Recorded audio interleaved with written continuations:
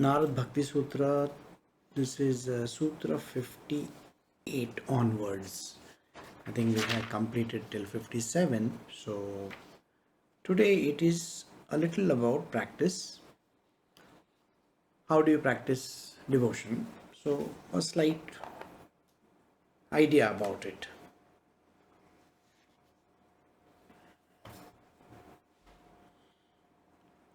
So Narad Bhakti Sutra, Sutra 58. Then all other paths, that is the yogas, devotion is readily available and easily attainable. We have discussed many paths before, Sankhya Yoga, Karma Yoga, and so on and so forth. And in these paths, it is mentioned that it's a little tough to get into those paths. Why? Because a lot of pre-qualifications are required. The path of devotion is not like that. Anybody and everybody is eligible. It's like you can go to that country. Anybody can come to India.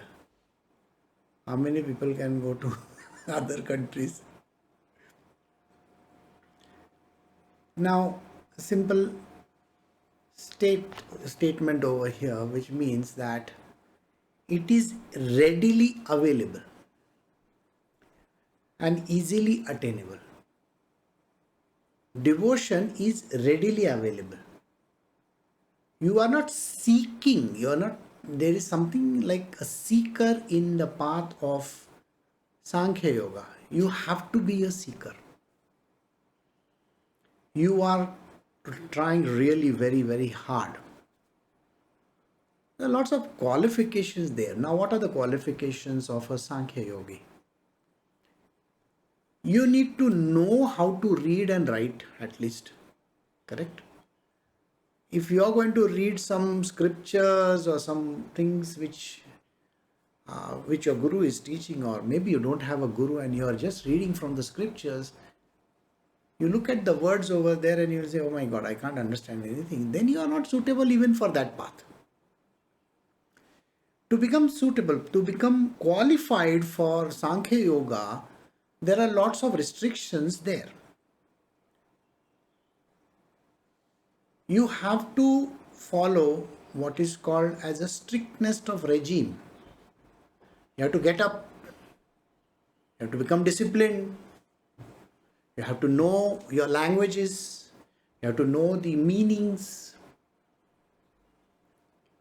You have to have a control over your diet. There are too many requirements out there. For Karma Yoga, practicing Karma Yoga is again very difficult, because how do you perform karma without getting into karma? It's tough. Any action that you perform culminates into a karmic action. Now, a lot of effort is required to stop that kind of an action. What is this karmic action? Karmic action is that which keeps you in a loop. You're constantly stretched. You're saying that, oh, I don't want to do this, but then, too many of buts and thens. Ifs and buts, as they call it. In the Sankhya Yoga, there is a regime where you may have to visit the ashram of a great saint or a master or a guru. Maybe you have to stay put over there. Maybe you have to listen to a lot of things. You have to perform rituals. Tasks are to be done. You name it. Too many things that are involved in that.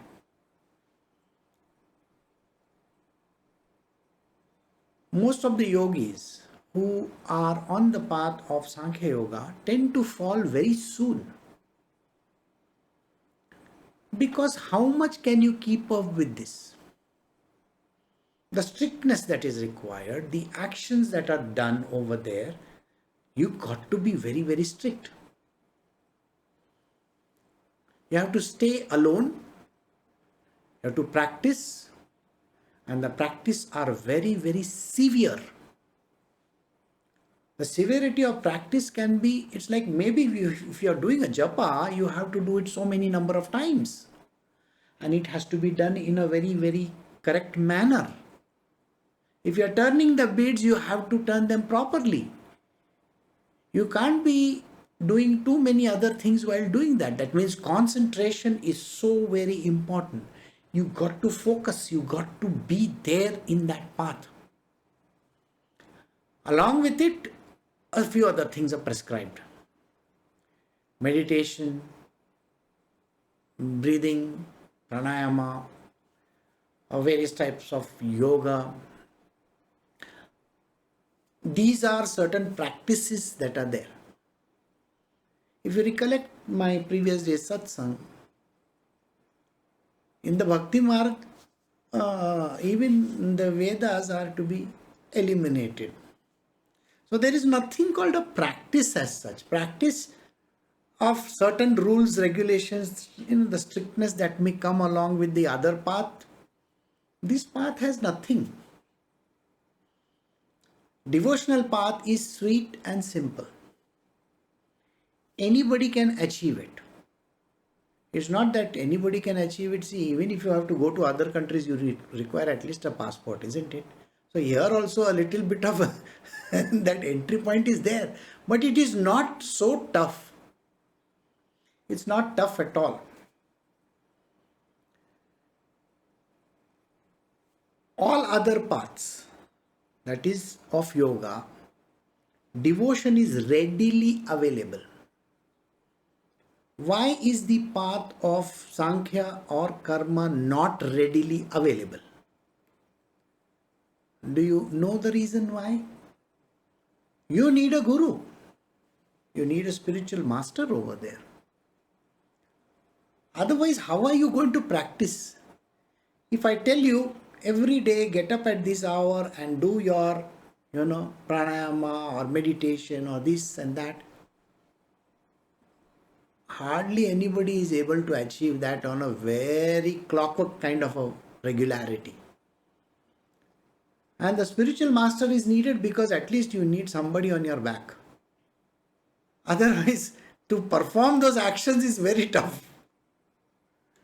And then who is going to explain to you what is there in that? The different kinds of yoga that are there. There is a path which is, I have just named two of them. Like I said, I don't want to name too many of them, but there is a path of Tantra also. You know the amount of control that you got to have in that path?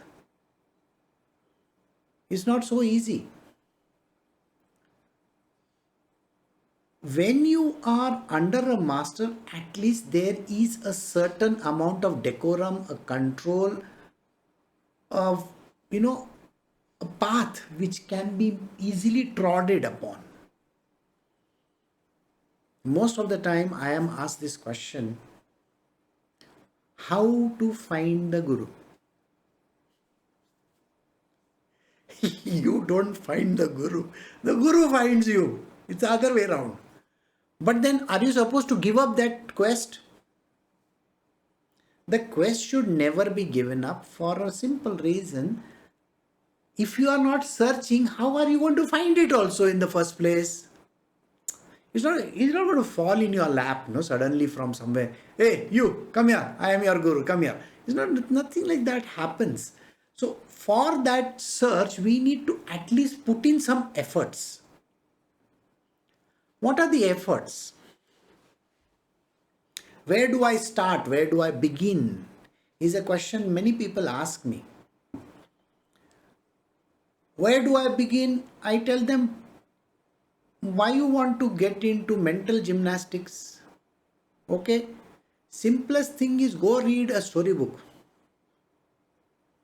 Simple storybook of a saint.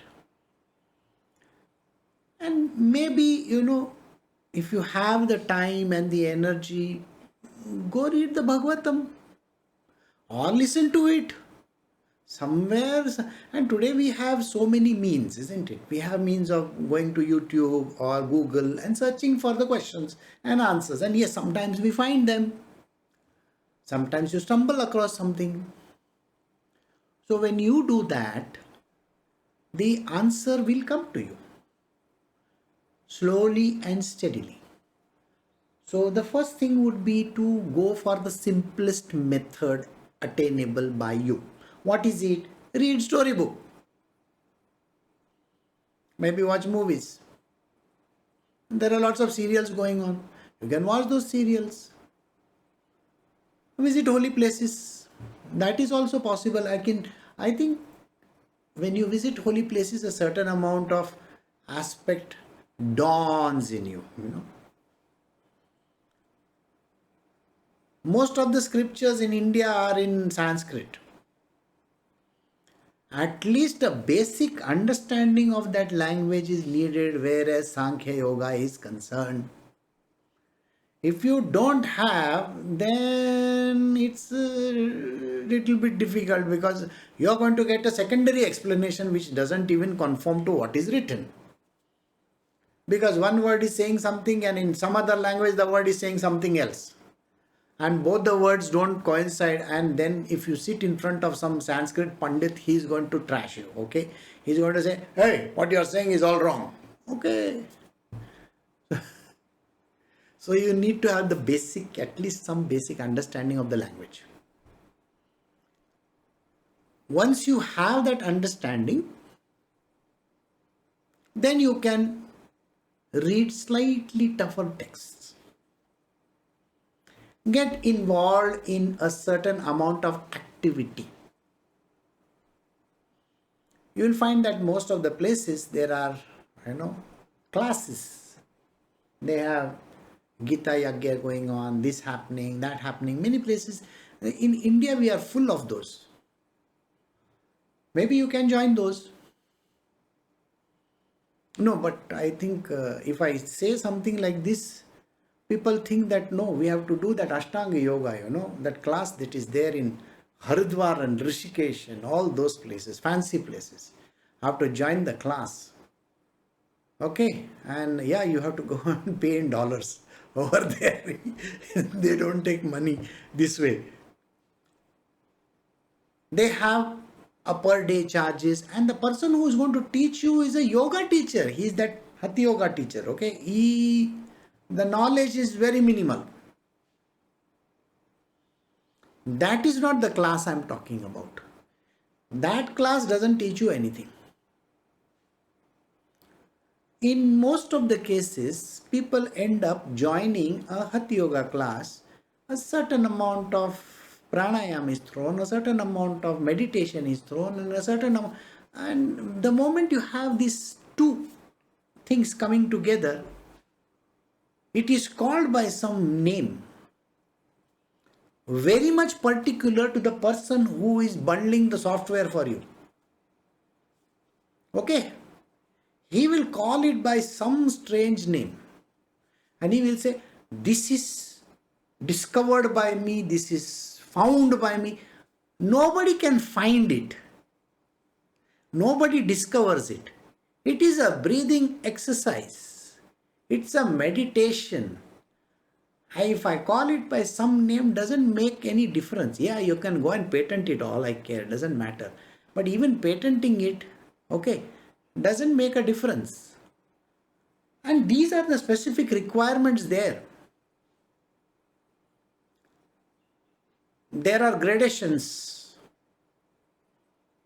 You have to become initially, you do part 1, then part 2, then part 3, then part 4, and then you divert yourself to some other, then some other, and then some other. And if you are ready in all these things, you know your gymnastics very well, okay, then you become a teacher. And then you can go and charge your customers. So you get teacher certificate there. This is not yoga. Yoga is a simple path of union with God. All right? There is no need of investment. You have invested in classes. You have invested in lot of lectures and activities and God knows what all things. Frankly, it is not needed. A person can become the highest of the yogi by sitting in front of a great spiritual master.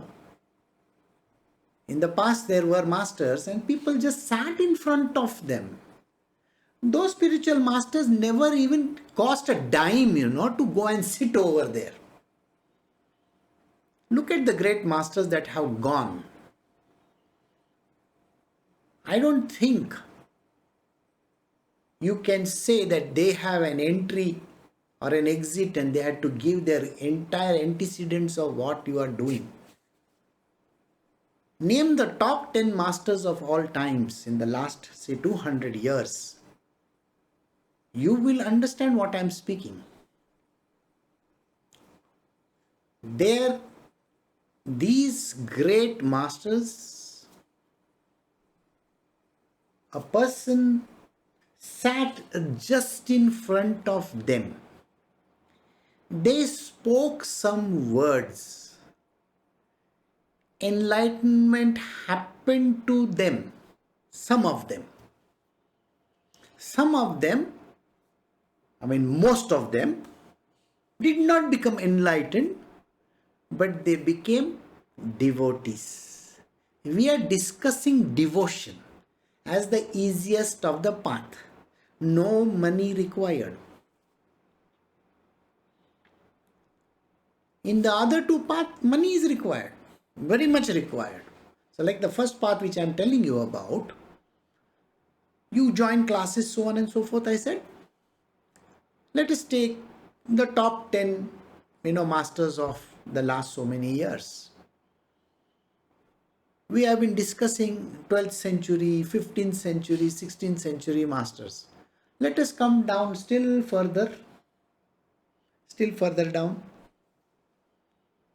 Spiritual masters from yonder, like say for example,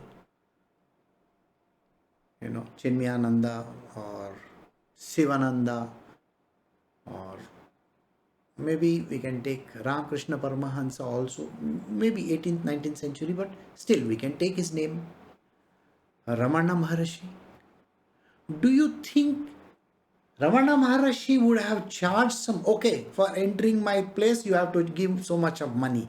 Nobody asked. He never asked.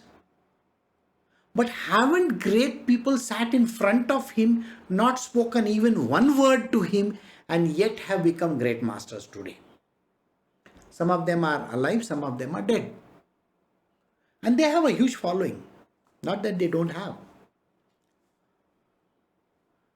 Sai Baba, he also had. So if you go towards the north also, like I gave you all stories, none of these people ever asked their devotees to do anything specific. So Sankhya Yoga is a path where you may have to invest a lot. First is yourself. You may have to sell yourself first. You know what selling yourself means? You have to become a renunciate most of the time. Just renounce and maybe walk to the Himalayas or some such place and maybe join some group, maybe join some ashram or do all kinds of courses. Maybe they'll initiate you or do something like that. Now I want you to think very carefully. Did these names which I took, say, Ramakrishna ji or Chinmayananda, or forget Chinmayananda, but Ramana Maharshi or various Tukaram Maharaj or whoever, 16th, 17th, 18th, 19th century, do you think any of these people actually initiated anybody? The answer is doubtful. I don't think they ever initiated anybody. And even if they initiate, did they ask anybody to do something specific? No. These are enlightened beings. Please remember this. I am not talking of some ordinary human beings. No, I am not talking about that. enlightened human beings. We did a story of, I think, Samarth Ramdas, a little story of his also. An enlightened human being. Okay, a great master. What did he tell Shivaji? He told Shivaji, you chuck everything. Come with me. Let us go and beg in the streets. Did he take even a penny from him? Never. Never. He never took a penny. There are certain other saints also as we go along. You will find that even I have mentioned about Nityananda Swami of Mumbai, very close to Vajreshwari as we call it. And if you go to Hubli also, there is a very beautiful mutt over there. Siddharudha Swami is there. There are Swamijis in other parts of India, in Maharashtra, Karnataka, Goa, everywhere they are. But I have never heard these people charge anything or tell you to do some course or anything. There is nothing like this. If you have to be on the path of Sankhya Yoga, then you got to sit with those massive texts. You got to learn them. You got to know this by heart. First, you got to have a memory. A little bit of those grey cells should have a memory component in them. Have you seen me? Half of the time I forget the names also. See? So I can't be a Sankhya Yogi for that matter. But most of the time I have to remember what are the names that I have to think of. Because I am not following that path at all. Now we come to the Karma Yoga part. A Karma Yogi is a very, very strict disciplinarian. He also gets up very early. He performs his ablutions to the T. He does all kinds of activities connected to becoming a Karma Yogi. He also visits temples. He also has knowledge about scriptures. He is very clear. He has knowledge about scriptures. He will follow the ephemeral, the calendar that is there. He will say, oh, today is this, tomorrow is that, and I'll do this and I'll do that. But his criteria is he is not supposed to be focusing on the results. That is a little bit difficult again, isn't it?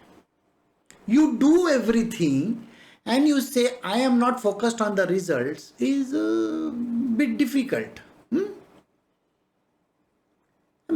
How many stories have you read in the past where the God stands in front of the person and he asks, what do you want, my dear sir? And he says, you know what? I don't need anything, but you see, can I have one child? Oh, you are still asking for it. You got the answer? If you are a Karma Yogi, why are you asking for a baby? Why are you asking for anything? It's free, free, free. Karma Yoga is free, free, free. Let me refresh your memory. Most of the time the answer is there is no child written in your life. The yogi, the great master, whomsoever they have met, they will say these words, there is no child written in your life.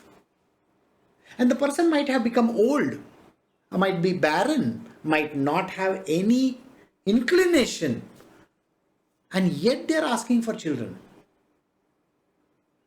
So where do you think this person is going to give? This God or this saint or this sage, where do you think he is going to give? He is carrying a jolly. He is going to pull out from the jolly one child and give, oh yeah, take it. You can't do that. But yet they give. They say, okay, you will have a baby. Come on. That person cannot be a yogi at all. Anybody who goes and begs in front of somebody, God or a deity or a saint or a sage or whatever, can never be following any path. Alright? And that means you are disqualified. All the Sankhya yogis cannot stick to their schedules, cannot stick to their yogas, cannot stick to their patrata also. They are not even suitable for that. They fall down.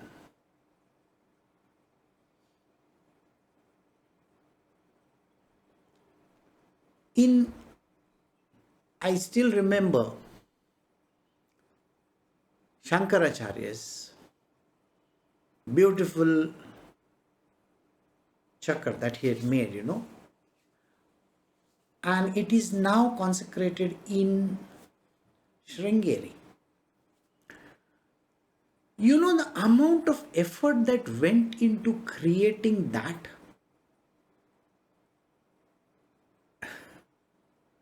You have to be like Shankara.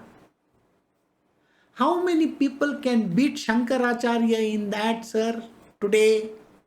If they are giving you an amulet, they are giving you some chakra, they are giving you some, I don't know, pyramids and God knows all kinds of stuff which they market it. Do you really use your brain? Are they greater than any Shankaras of this world? So what makes you think that that thing is going to draw some energy from somewhere? I was listening to YouTube and there is one ad which comes in the middle, suddenly, ting, like that. And some foreigner is talking about, the whole world is energy. There is energy right around us. Boss, everybody knows there is energy. We have learnt it when we were in school. Potential energy, kinetic energy, all kinds of energies are there. Don't tell us that there is energy. Yes, it is inside me also. I eat also.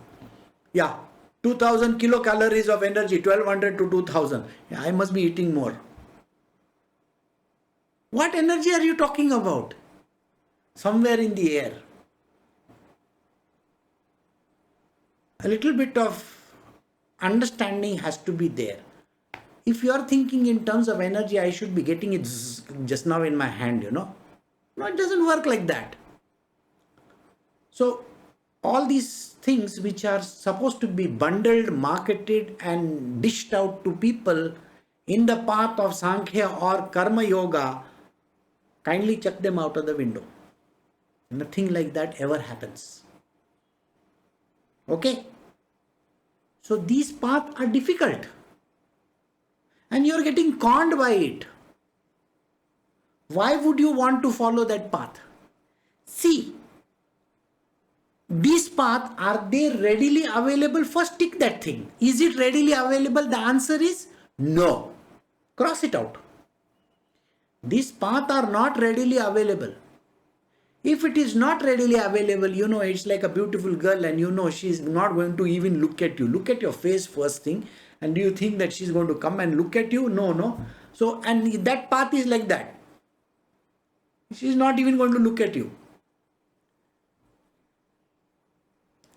Now, it reminds me of that movie, Om Shanti Om. Om Shanti Om was a movie. And Shah Rukh Khan, he stands over there. He's trying to draw the attention of the heroine. You are like that.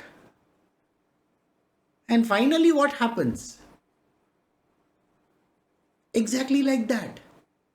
You cannot even draw attention of the person that is going to teach you. Can you understand this? So, if you are getting a mantra free of charge, like, oh, here, take it.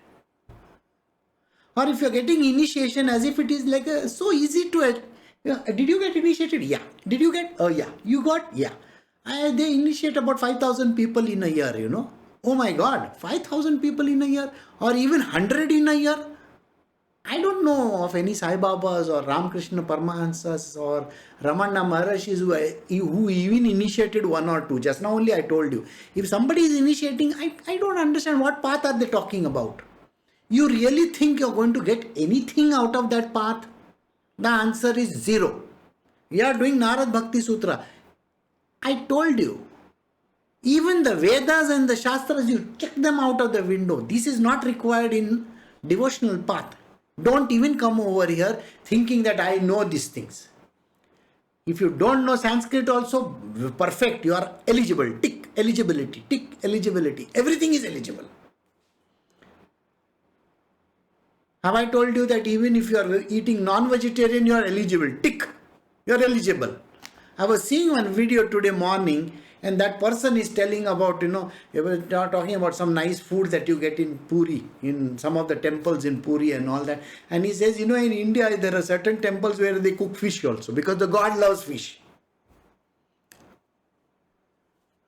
Ramakrishna Paramahansa himself liked the delicacy of fish. Okay? Sai Baba of Shirdi would eat most of the other non-vegetarian items also. He himself would say, okay, wo bakra leke aana. Okay? I mean, just imagine that. There is no qualification here. There is nothing like you should not eat onion or chilies or this or that. You eat what you want. Devotion is a path where there is no such requirement. Onions and garlic and chilies and all those things. Of course, nobody cares. Did you understand? No qualification as far as that is concerned also.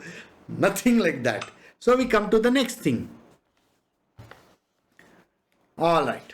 So we move to the next verse, Sutra 59. Because love depends on no other proof. It in itself being the nature of the proof, love is self-evident.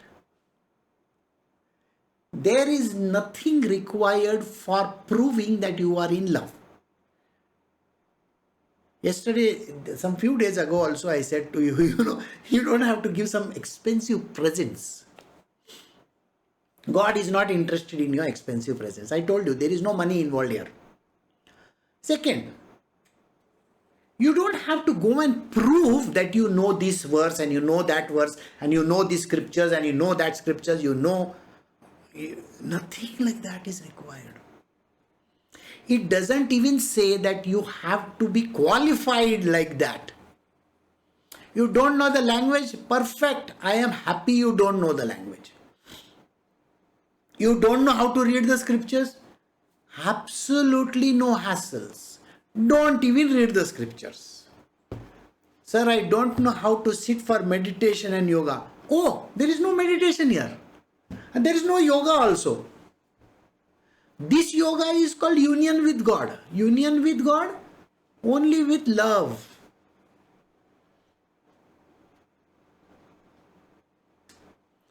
So the union with God is an activity which is connected to love. No other union required. No classes to attend. The only thing that is mentioned over here is to be a devotee, can you just be in love with? And this is what it means. Because love depends on no other proof. There is no proof required. You don't have to prove to anybody that this is what I qualified in. See, I have a certificate to prove. Like I said, if you are joining those classes for all those other yogas, do you think if you have completed the first level of that classes which they are talking about, you think you can go out and teach people? The classes which they teach even in the Haridwar and Rishikesh and all those places, they will say, you got a teacher's training certificate. One big certificate, you can hang it in your thing, and it is not even valid, by the way. Nobody cares for it, but yet you can say, see, I am a teacher of yoga. I have done my teacher's training course. In this yoga of devotion, of Bhakti Marg, what certificate you are going to give? Nothing. The one certificate which you will give is Allah ke naam pe de de Baba. You understand? It's a simple thing. There is nothing required. So there is no proving it. There is nothing like that. There has to be a certain methodology in method. There is no method. Does love have any method? To be in love, does it have any method? No. There is no method involved in that. It is just self-evident. You look at a person who is in love. He will close his door, he will sit in the room, he will be crying, he will be writing notes, he will be always on the phone. You see, in our local, our normal kind of a lover boy, he will be having those pink color, glasses. He is going to be lost in that. It's exactly like that. This man is crazy. It is self-evident. You look at his face and you will say, oh, this guy is mad. He cries just at the name also, the drop of the name. When he listens to the song, he goes gaga. So this person is so self-evident. It can be visible. It is visible. It is seen. It is there, right, staring at you in your face. And then you say, oh, this is so simple, No qualifications. No special treatment here also. And by the way, do you need any guru to tell you? I mean, think about it. In all the other cases, I said there is a guru required. In this, do you think there is somebody called a love guru over there who is going to teach you? No, sir. The guru over here is the divinity himself. The guru over here is the divinity himself. He is the master of love. You understand? He is love incarnate himself. Why does he need to say something? So, this is the truth.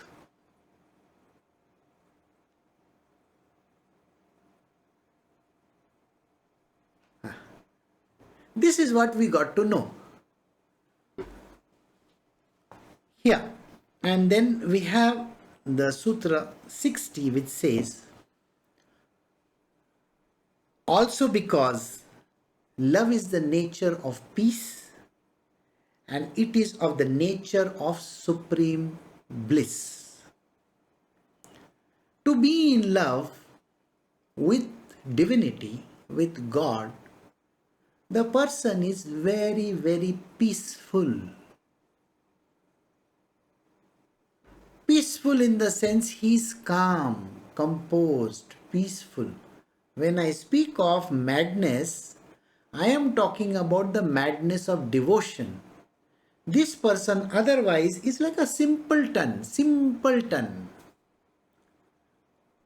He doesn't have any bhav. He doesn't have that kind of a nature. Oh, I am like this. Nothing like that. He doesn't show any special, qualifications anywhere. He doesn't even put on some special clothes. He's dressed simply. Like I said, the Varkaris, they are dressed so simply.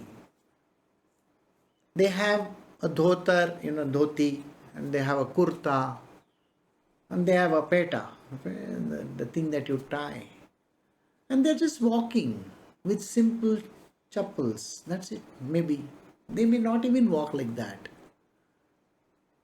They don't have any special kind of a look in them.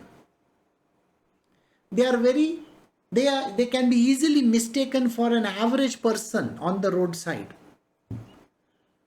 Now look at all the Babajis that you have in India. All those who follow some path here or the other. Sometimes you meet them in the flight also. They want special treatments. They cannot sit with the other crowd. If they are going on a journey, they want to be, one big full mala and this and that. All these are show. A devotee who is lost in the Lord is so peaceful and quiet. He is insignificant person in front of all the other people. He follows his path right inside where he is, in his own home. He may be just a simpleton. He may be completely, crying to the Lord, sitting, like they say in Ramakrishna Paramahansa's case, it is said that he would sit in his machardani, which is that mosquito net, and he would be crying away. He doesn't show it to anybody.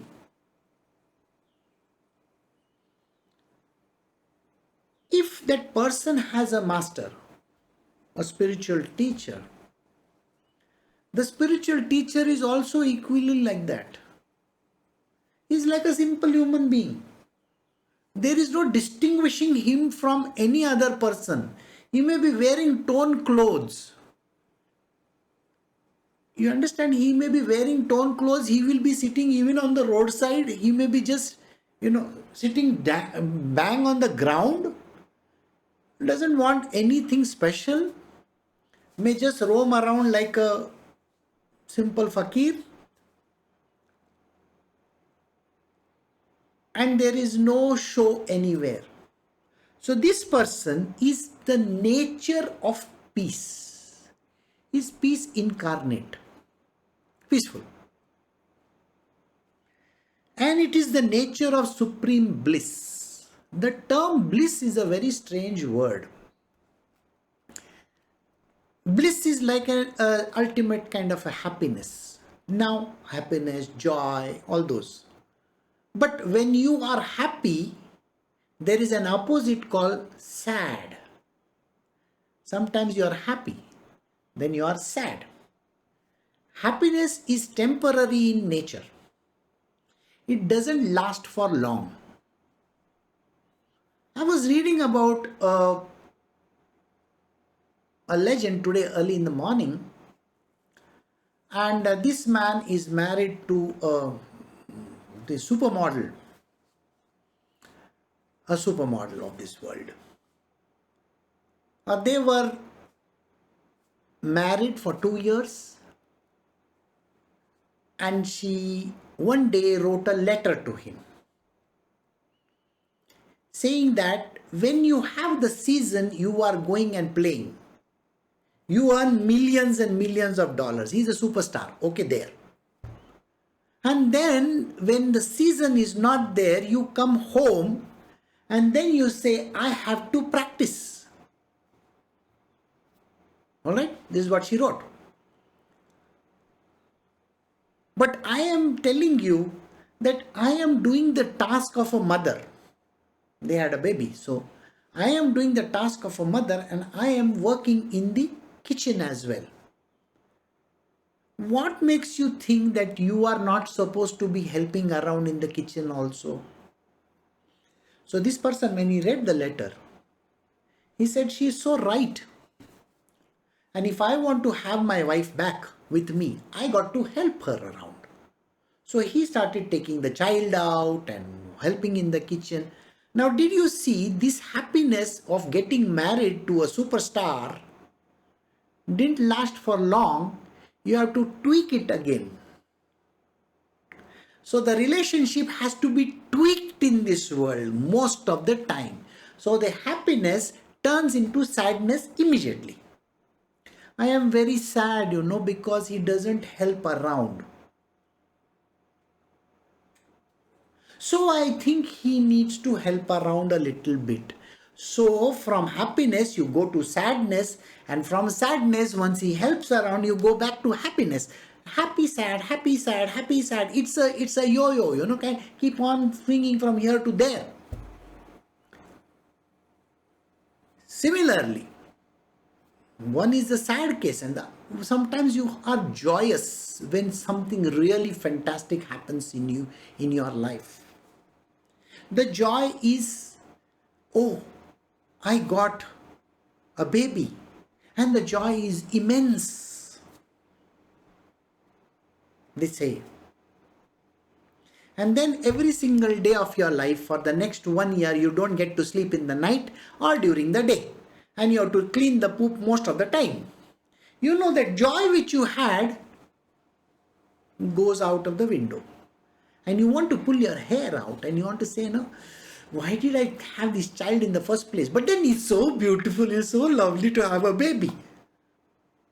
Now that you have it, you can't murder it also. So you are feeling nice about it. There are no choices in your life. Do you understand this? But 99% of the time, when you go through your stresses and troubles and tensions and pain and whatever that is coming along with the marriage or along with the children or along with getting whatever designation that you have got, you might become the world leader. You might be designated as the Secretary General, for all I care. It doesn't matter. You understand, you are sitting on a chair which has got thorns underneath. It doesn't work. The joy doesn't last for long. The joy becomes sorrow very soon. How many years, we have been thinking, oh, good rains. Everything is going on so fine. My business is booming.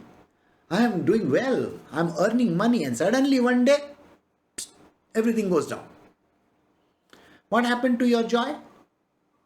Never existed. It is a blip somewhere. And that blip goes away. So I hope you understood, material worldly happiness, material worldly joy is always full of pain. Now we will describe the word bliss. Bliss is equanimity.